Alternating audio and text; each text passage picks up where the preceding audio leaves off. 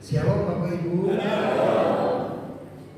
Izinkan saya untuk menyampaikan terima kasih kepada Bapak Gembala, juga Ibu Gembala dan para hamba Tuhan yang ada di gereja ini.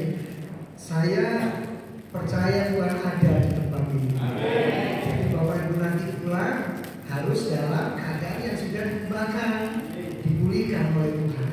Ya, yang sakit ambil kesembuhan dari Tuhan. Ya, yang terikat terima pembebasan dari Tuhan. Puji Tuhan.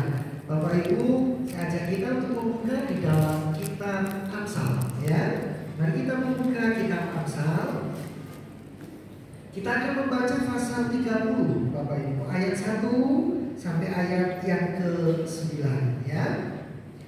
Amsal pasal 30 ayat 1 sampai ayat yang ke-9. Saya akan membaca ayat 1, Bapak Ibu membaca ayat 2 sampai ayat 9, ya. Tidak keberatan kan Bapak Ibu? Ya. Perkataan Agur bin Yake dari Masa. Tutur kata orang itu, aku berlelah-lelah, ya Allah, aku berlelah-lelah sampai habis tenagaku.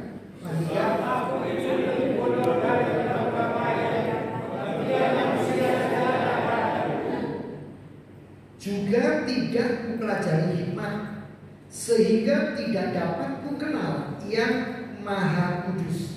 Siapakah yang naik ke surga lalu? Siapakah yang telah mengumpulkan kami dalam genggamannya? Siapakah yang telah membungkus air dengan kain? Siapakah yang telah menetapkan segala tujuh? Siapa namanya dan siapa namanya? Engkau tahu.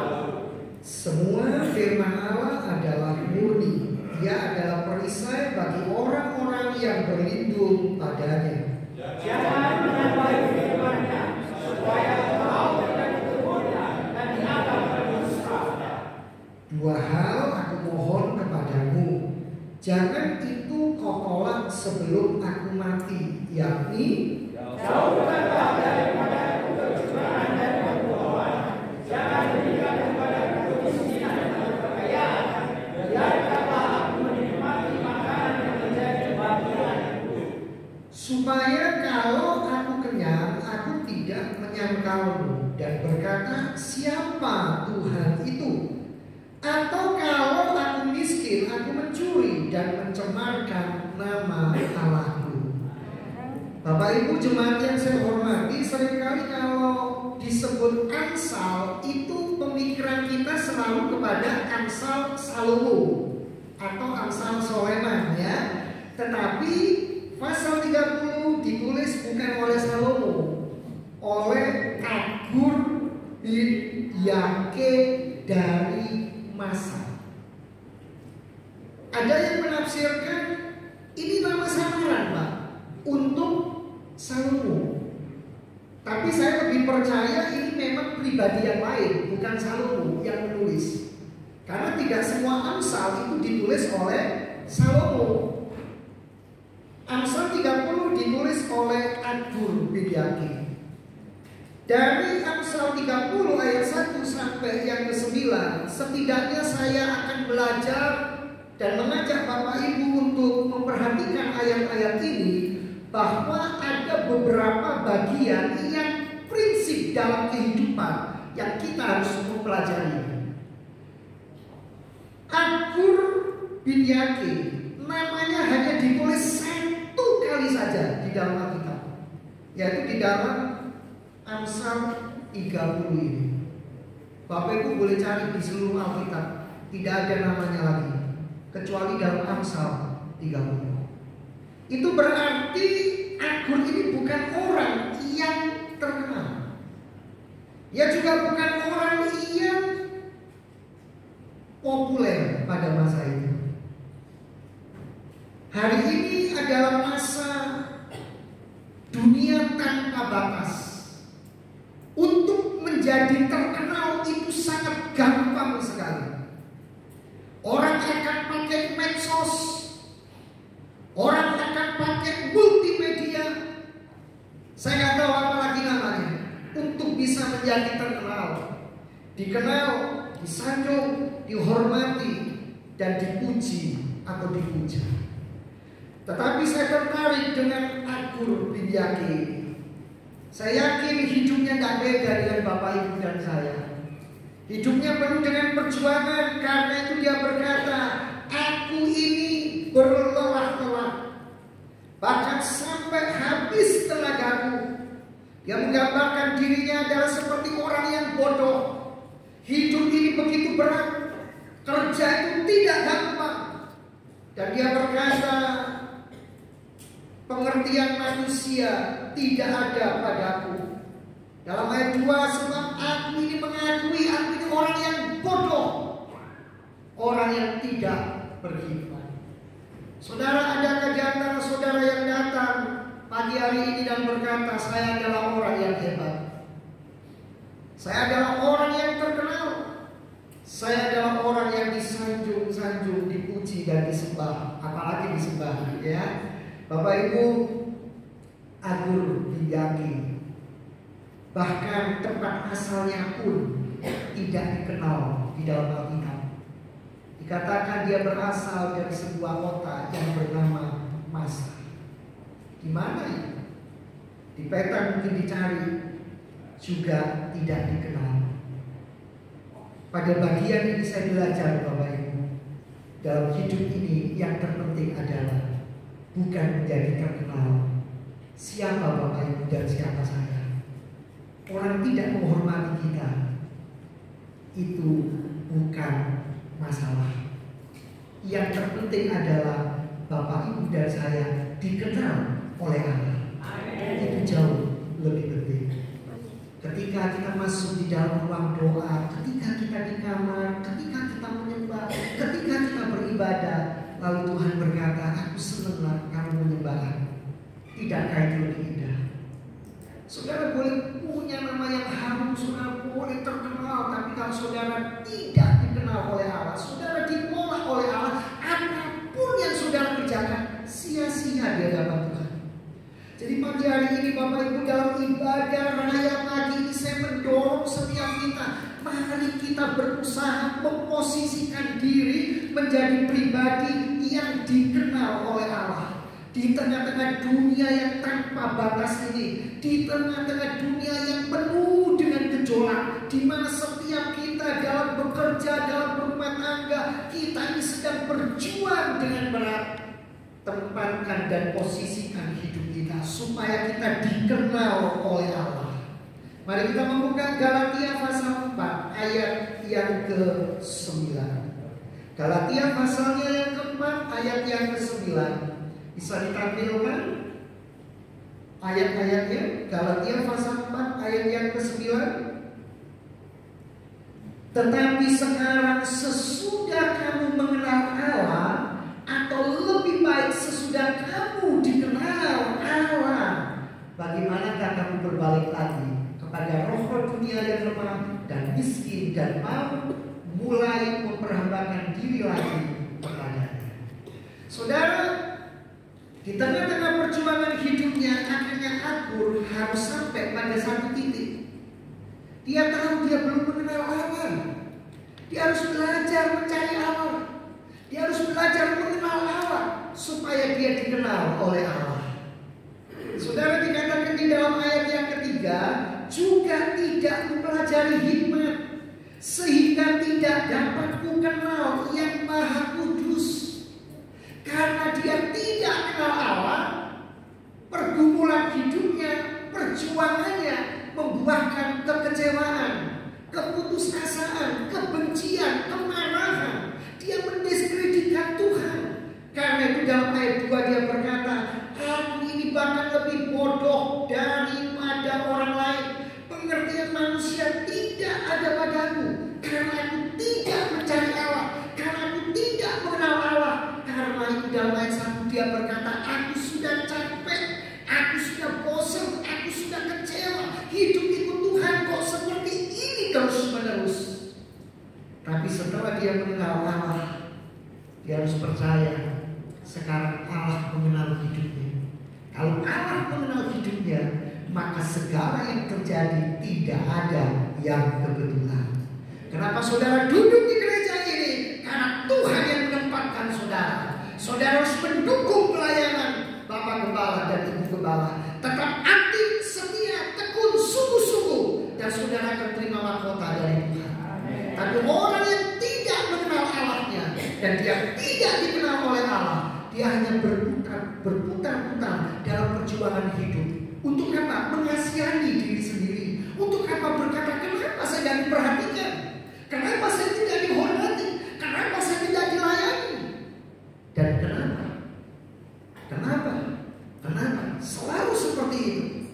Jemaat yang dikasih oleh Tuhan, belajarlah pagi hari ini bukan untuk menjadi terkenal, tetapi menjadi pribadi yang dikenal oleh Tuhan. Siapa yang mau dikenal oleh Tuhan? Bapak Ibu, kalau WL singers, pemusik, itu siapa yang tak kenal? Biasanya kan begitu. Tapi kalau yang bersih-bersih gereja, siapa yang kenal? Tapi saya berkata sama jemaat, kalau yang membersihkan gereja gak ada, apalagi kalau jemaat yang tidak berpengertian itu, ya, mohon maaf kalau di sini ada bertobat, itu bawa bungkus permen, dilipat kecil-kecil, taruh itu di pinggir-pinggirnya kursi. Terkadang botol minum, taruh di bawah, nggak dibuang. Itu saya nggak ngomong di sini, di gereja saya, ya, yang saya layani. Selesai ibadah, ada satu yang biasa bagian bersih-bersih, cuma satu. Dia harus ambil botol itu, dia ambil. Siapa yang kenal dia? Tapi saya yakin dia dikenal oleh Tuhan. Kenapa? Cintanya terhadap Tuhan dia buktikan, dia manifestasikan. Dengan apa? Dia mau melayani, bahkan pelayanan yang paling tidak dipandang oleh orang. Saya tanya, siapa di sini yang mau daftar pelayanan untuk nyapu dan ngepel gereja? Tolong angkat tangan sekarang. Mumpung ada Bapak Kepala. Saya yakin saudara berdiri kanan kiri, nanti aja bakal kerja bakti bareng-bareng. Uang bungkus permen aja nggak mau. Saya nggak nyinggung Bapak Ibu, tapi ini sering ada di dalam banyak gereja. Kalau pelayanan itu yang kelihatannya mentereng, nggak ada yang nggak mau. Tapi kalau pelayanan itu yang kelihatannya, aduh, nggak ada orang yang mengangkat. Harus telepon, ingatkan teman, kenapa kamu nggak datang? Kamu kenapa? Kasih dia transport ini ya untuk gojekmu, tak kasih. Nggak usah bilang, nggak usah minta Bapak Kepala, nggak usah minta gereja. Tetap ibadahlah. Ini masih banyak di kursi-kursi yang kosong. Bapak Ibu, itu tugas kita. Perbuatan kita, cara hidup kita akan bersaksi, akan meneriakkan bagaimana kasih Kristus dalam hidup kita. Lakukan itu, praktekkan itu. Gak kayak amin. Berapa banyak yang hadir ini? 300. Amin. Mari Bapak Ibu, kita lanjutkan. Agur bin Yake bukan siapa-siapa. Agur bin Yake juga tidak terkenal, tetapi dia dikenal oleh Allah. Loh, dari mana Bapak tahu dia dikenal oleh Allah? Kalau dia tidak dikenal oleh Allah, nggak ada dalam Amsal 30, betul nggak? Kenapa ada? Karena Tuhan mengenal Agur bin Yake, dan Tuhan mau saudara belajar hari ini. Saya belajar hari ini dari kisah hidupnya. Teladani apa yang baik, ambil yang benar, terima, lakukan, kerjakan. Kalau Tuhan tidak mengenal Agur bin Yake, namanya nggak ada. Walaupun cuma satu kali namanya disebut, tapi dia dikenal oleh Allah. Ini cukup menjadi bukti, ya. Bagian yang kedua, jemaat yang dikasih oleh Tuhan dan yang saya hormati. Sekarang Agur bin Yake belajar mengenal Tuhan. Dalam ayat 3 dikatakan, dari tidak mengenal Tuhan sekarang dia mengenal Tuhan. Lalu dia bertanya, ayat 4, siapakah yang naik ke surga lalu turun? Siapakah yang telah mengumpulkan angin dalam genggamnya? Siapakah yang telah membungkus air dengan kain? Siapakah yang telah menetapkan segala ujung bumi? Siapa namanya dan siapa nama anaknya? Engkau tentu tahu. Saudara, akhirnya Agur menemukan Allah yang dia kenal adalah Allah yang maha kuasa, yang mampu mengumpulkan angin bahkan dalam genggam tangannya, yang mampu menetapkan segala ujung bumi. Bapak Ibu, Allah yang maha kuasa yang dikenal oleh Agur Binyaki, dia kenal dari mana? Dari perasaannya? Dari pikirannya? Bukan. Tapi ayat 5 dia berkata, aku mengenal Allah yang maha kuasa, yang bisa menggenggam angin dan menetapkan ujung-ujung bumi. Aku bukan belajar Allah itu dari pikiranku atau perasaanku, tapi dari Alkitab, dari firman Allah, bukan dari pengalaman pendeta siapapun. Hari-hari ini penyesatan terjadi di mana-mana. Saya berkata sama jemaat, jangan memperhatikan teologi kecipris. Istilah saya, teologi ruwet, ya, teologi kecipris, teologi ruwet, teologi apa lagi? Teologi yang tidak bisa dipertanggungjawabkan, tapi belajar dari Alkitab. Apa yang Alkitab katakan lakukan.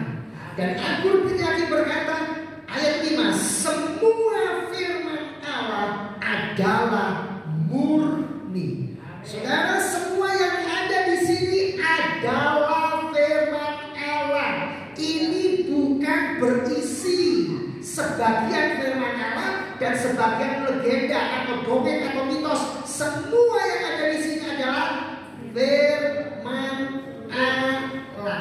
Jangan ditambahi primbon, ya. Jangan ditambahi ramalan manusia. Jangan ditambahi hal-hal yang mendiskreditkan Tuhan.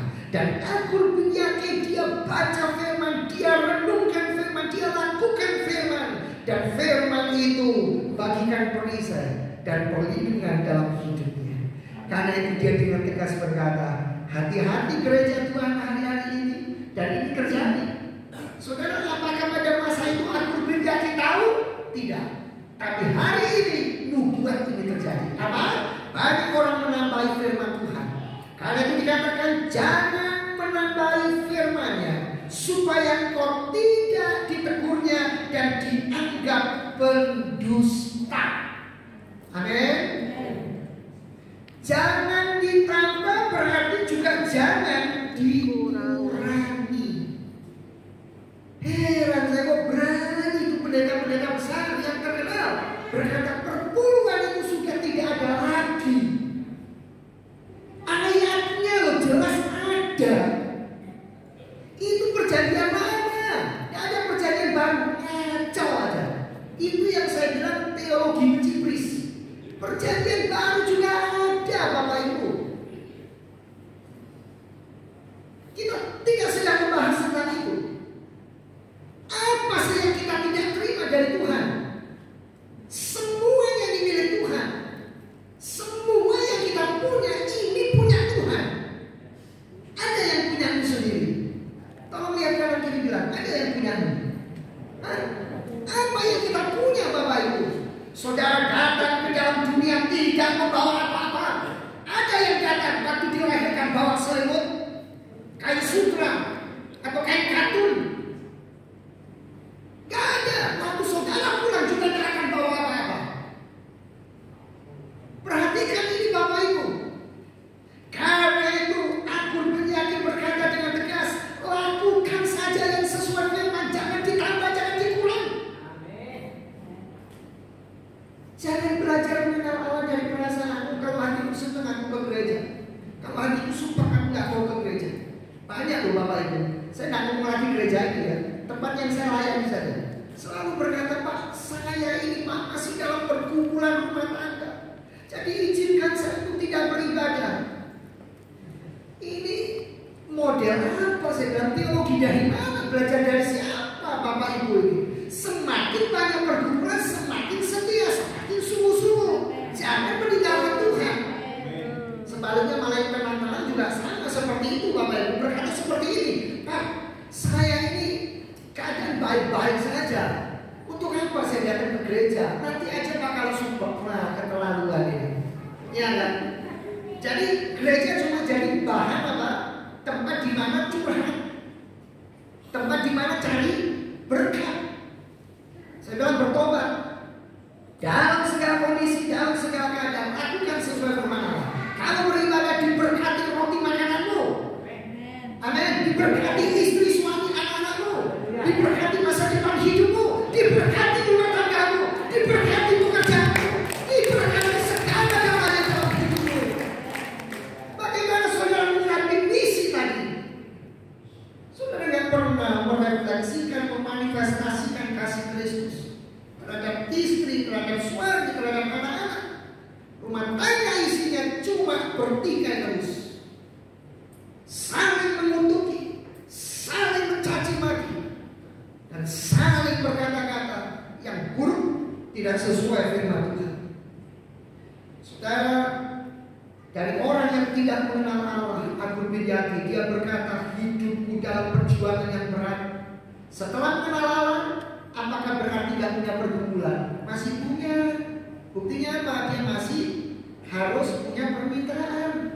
Dan dia masih bergumul dengan ada juga hal keuangan, ada juga hal pekerjaan. Apakah saudara setia di gereja ini, lalu dompet saudara selalu penuh, gak pernah kurang? Lalu uang saudara terus berlimpah-limpah, gak ada saat saudara kekurangan? Saya kok gak yakin ya. Siapa yang datang pagi hari ini gak punya masalah, coba katakan. Saya mau kasih satu nanti. Setiap kita punya masalah. Terima kasih yang haleluya, berarti jujur. Saudara cuma tolak-tolak loh, saya ngerti nggak sih? Yang datang ini punya masalah nggak? Setiap kita punya masalah. Nggak ada orang hidup nggak punya masalah. Kita lihat Bapak Ibu. Kalau orang itu sudah mengenal Allah dari firman Tuhan, maka dalam hidupnya ada sebuah bagian yang tidak bisa kita lupakan. Ini bagian yang ketiga. Apa? Kesukaannya adalah mencari Tuhan. Dia akan suka berdoa. Jangan dibalik. Orang yang suka berdoa belum tentu mengenal Allah. Ya, tapi orang yang mengenal Allah harus suka berdoa. Itu dari mana ayatnya? Ini ayatnya. Setelah aku yakin mengenal Allah, dan dikatakan ayat 7, dua hal aku mohon kepadamu. Artinya apa? Kalau kita mengenal Allah, isi doa kita itu terarah, Bapak. Isi doa kita itu benar. Saya ketemu banyak orang yang suka berdoa, tapi isi doanya ngacau. Berkati aku Tuhan, berkati istriku, berkati suamiku, berkati anakku. Tuhan buat kasih dia, supaya dia kalau bisa kapok, syukurkan dia Tuhan. Buat dia menderita, supaya dia bertobat. Pernah dengar seperti ini? Gak pernah dengar ya? Pernah gak? Gak pernah ya? Tapi saya pernah dengar. Orang berkata, Pak, Tuhan itu mengasihi saya. Saya akan buktikan sama Bapak, Tuhan lebih cinta saya daripada cinta dia. Dia pasti akan dihukum karena dia melakukan ketidakadilan untuk saya. Saya bilang, Anda mengenal Allah atau tidak? Kalau Anda berkata seperti itu, Anda membuat Allah diposisikan di dalam kondisi Allah itu tidak adil, ya kan? Percayalah, Allah akan melakukan bagiannya. Anda lakukan bagian Anda. Saudara, bagian yang ketiga ini dari hidup Agur Widyati yang saya ingin Bapak Ibu teladani adalah setelah dia mengenal Allah, ya, dia punya kesukaan untuk melakukan hal yang semakin menyenangkan Tuhan, yaitu apa? Kehidupan doa. Saudara, Agur Widyati hidup dari Tuhan Yesus hidup itu terbentang waktu yang begitu panjang, tapi isi doanya tidak beda dengan isi doa Tuhan Yesus. Waktu para murid berkata, Tuhan ajarlah kami, tolonglah kami bagaimana caranya berdoa. Lalu Tuhan Yesus mengajarkan pola doa Bapa kami. Kira-kira menurut saudara mana yang mencontoh? Tuhan Yesus mencontoh Agur Widyati atau Agur Widyati mencontoh Tuhan Yesus? Padahal waktu itu kan Tuhan Yesus belum ada di bumi, ya, yang masih di sorga.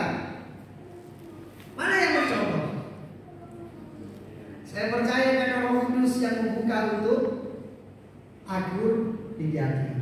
Kita lihat isi doanya, ya. Isi doanya apa? Saya baca mulai ayat 7 ya. 2 hal aku mohon kepadamu. Kalau mohon kan berarti berdoa, Bapak Ibu. Jangan itu kau tolak sebelum aku mati. Apa itu? 1, jauhkanlah daripada aku kecurangan dan kebohongan. Ini gak beda dengan doa Tuhan Yesus. Dalam salah satu bagian doa Bapa kami. Coba kita buka Matius 6 ayat 13. Injil Matius pasal 6 ayat 13. Ini yang penting dalam setiap doa kita. Jangan ngomong kebutuhan saudara dulu. Jangan ngomong siapa musuh saudara. Tapi lebih baik hiduplah dalam kekudusan, dalam kebenaran Allah. Hiduplah yang benar. Karena itu aku berkata, jauhkan daripadaku kecurangan dan kebohongan. Matius 6 ayat 13. Dan janganlah membawa kami ke dalam pencobaan, tetapi lepaskanlah kami daripada yang jahat. Saudara yakin tak kita hidup pada hari-hari yang jahat? Di sekitar kita nggak perlu mengajarkan yang namanya kejahatan. Karena itu kita perlu waspada, kita perlu berhati-hati. Dari mana ini Agur Pinjaki tahu bahwa apa yang dia ucapkan suatu hari akan dikutip, akan menjadi sama dengan pola dan isi doa dari Tuhan Yesus. Ini memberikan satu gambaran buat kita. Apa yang saudara lakukan dan kerjakan, yang mungkin orang lain tidak tahu, itu ternyata sama dengan yang Yesus pernah kerjakan dan lakukan. Kenapa tidak? Karena kita anak Tuhan.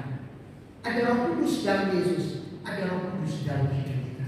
Saudara bisa menjadi sama seperti Tuhan Yesus tanpa seorang pun mengajarkannya, tanpa saudara lihat orang lain, tapi saudara lihat Tuhan Yesus di dalam terang firman Tuhan. Amin. Saudara, dan Agur Pinjaki di dalam doanya berkata, jangan berikan kepada aku kemiskinan, tapi juga jangan berikan kepada aku kekayaan. Maksudnya Agur Pinjaki, kalau miskin jangan sampai berdosa, gitu. Tapi kalau kaya juga jangan sampai berdosa. Makanya dalam ayat 9 dikatakan, supaya kalau aku kenyang, aku tidak menyangkal Tuhan. Tetapi kalau aku miskin, aku gak mencuri, lalu mencemarkan nama Tuhan.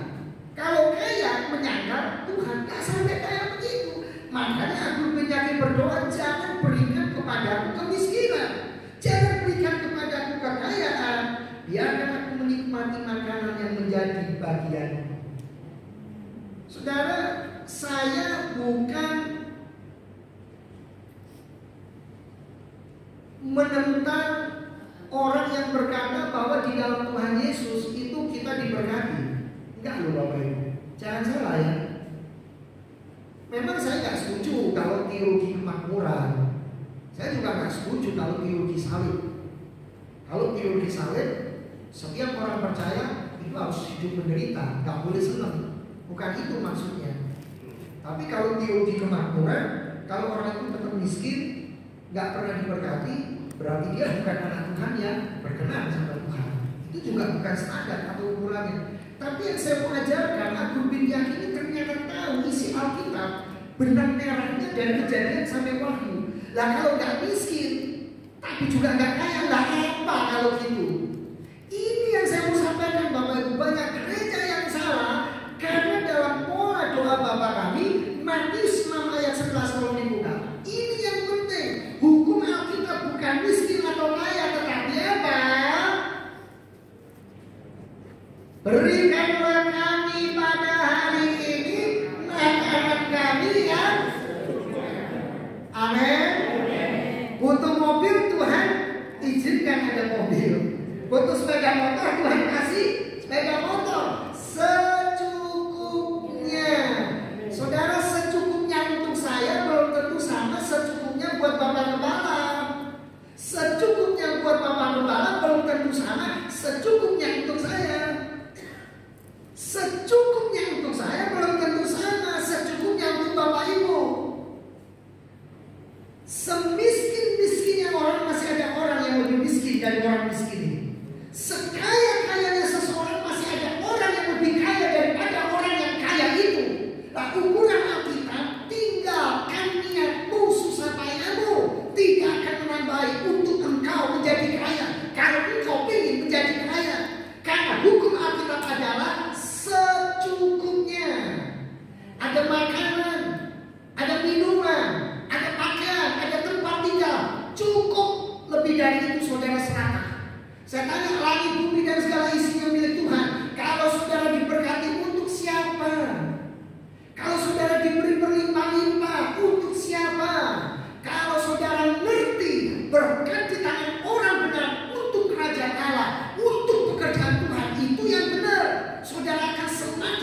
bertambah. Yang sudah diberi banyak semakin diberi banyak. Tapi yang tidak punya malah diambil sama Tuhan. 5 talenta, 2 talenta, 1 talenta. Yang 5 jadi berapa? Yang 5 jadi berapa? Terus berikutnya yang 2 jadi berapa? Yang 1 jadi berapa? Yang 1 jadi berapa? Tetap 1 kan? Kenapa? Tak mau. Karena dia Simpan di tanam.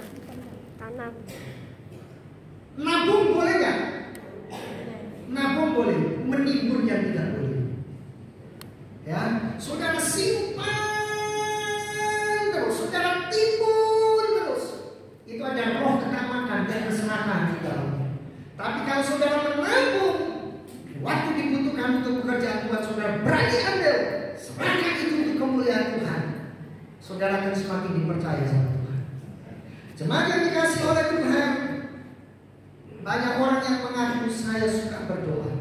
Pertanyaan saya, apa isi doa Bapak Ibu? Agur bin Yakin dalam contoh pagi hari ini memberikan 2 hal untuk saudara dan saya tentang doanya. Yang berkata, biarlah dia tetap hidup di dalam kemurnian hati, dalam kekudusan, dan jangan sampai dia malah melakukan yang jahat di mata Tuhan. Ya, lalu dia belajar untuk menghargai setiap berkat kasih karunia yang Tuhan berikan. Ya, dia tidak mengejar kekayaan, dia tidak menyalahkan Tuhan kalau dia sampai kekurangan, kalau dia bekerja keras, tapi dia mensyukuri bahwa Tuhan sudah mengatur semuanya sampai kita mengalami kehidupan yang cukup. Mari kita buka 1 Timotius 6 ayat ke-8. 1 Timotius 6 ayat yang ke-8. Mari jemaat yang dikasih Tuhan, 1 Timotius 6 ayat yang ke-8. Asal ada makanan dan pakaian cukuplah. Saudara, kalau diberi mobil, rumah nggak ada garasi, mau taruh di mana? Ya, apalagi mintanya pesawat terbang. Aduh, buat bandaranya susah. Percayalah, Tuhan tahu keberadaan kita masing-masing, dan Tuhan tidak pernah salah. Ya, puji Tuhan. Filipi 4 ayat 11. Mari kita buka Filipi 4 ayat yang ke-11. Ini rahasia sukses dari pelayanan seorang rasul yang besar, yang 2/3 seluruh Alkitab dia yang tulis. Dia adalah Rasul Paulus. Kita lihat Filipi 4 ayat yang ke-11. Kukatakan ini bukanlah karena kekurangan, sebab aku telah belajar mencukupkan diri dalam segala keadaan. Jadi hukum Alkitab tentang kelimpahan itu apa? Hukum Alkitab tentang kelimpahan adalah bagaimana kita memiliki rasa syukur dan berkata semua itu cukup buat kita. Kenapa? Karena pada dasarnya orang itu tidak akan pernah puas. Ya, orang itu tidak akan pernah merasa lega. Orang itu akan selalu menuntut, minta. Tidak akan pernah ada puasnya. Tapi Alkitab berkata, belajarlah mencukupkan diri, belajarlah untuk bersyukur. Karena itu di dalam doanya Amsal 30, Agur bin Yakin dalam ayat 9 berkata, sebab biarlah kalau aku miskin, aku tidak mencuri, tapi kalau aku kaya, aku tidak menyangkal Tuhan. Kenapa? Sebab dia tahu yang dia minta harusnya adalah bagaimana secukupnya. Dan dia percaya Tuhan sudah mencukupi segala yang diperlukan. Kalau burung di udara dipelihara oleh Tuhan, masa Bapak Ibu dan saya di jimatannya dibiarkan sama Tuhan? Bapak Ibu bekerja siang malamnya, Bapak Ibu sungguh-sungguh mencari uang, lalu Tuhan berkata syukur, kapok, rasa ngomong seperti itu. Nah, saya yakin seorang papa saja pasti akan nggak tega kok. Pada waktu anak saya berkata, Pak, saya kan sudah lulus. Waktu itu belum lulus, mohon maaf. belum lulus. Dia bilang, saya mau ini kan musimnya waktu itu ya, sekian tahun yang lalu, musim awal-awalnya Grab ini. Saya pengen ini kerja Grab ini. Saya bilang, loh, untuk apa? Gak usah, lanjutkan saja sampai kuliahnya selesai. Setelah selesai, kamu boleh. Gak apa, ini kesempatan, karena masih ada waktu. Saya ingin tahu bagaimana orang itu bekerja dan bagaimana sulitnya mencari uang. Saya sudah bilang gak boleh, saya bilang nanti saja. Tapi dia tetap paksa, ternyata sudah ada surat itu apa, kelakuan baik dan kepolisian dan sebagainya, ya sudah. Akhirnya dia jalan. Dari dia jalan, dia menceritakan banyak hal Bapak Ibu, tentang penumpang yang cerewet lah, yang mulai mempertanyakan kenapa ya kursinya mobil ini kok ganggu ya, kok keras. Belum lagi itu dia bilang, ada ahli-ahli yang cerewet lah, ini tak ke pasar Ratu, tapi jalannya putar-putar kemana-mana, sampai ya jengkel ya gimana, tapi ya belajar tetap melayani. Saya bilang, tahu sekarang orang cari uang itu gampang atau susah, ya, sulit atau mudah. Nah dari situ saudara dia mulai belajar bagaimana mendisiplinkan diri untuk menghargai berkat Tuhan. Seringkali kita tidak menghargai berkat Tuhan karena kita pikir Tuhan itu kan kaya raya, tinggal minta dikasih. Akhirnya tidak punya tanggung jawab. Bapak Ibu, apapun yang sudah kita terima dari Tuhan hari ini, mari kita mau belajar mempertanggungjawabkannya kepada Tuhan. Jangan sampai lewat hidup kita nama Tuhan dicemarkan, dan jangan sampai kita melakukan tindakan-tindakan yang tidak sesuai dengan Tuhan. Amin Bapak Ibu. Amin. Bapak Ibu percaya dengan Tuhan di tempat ini.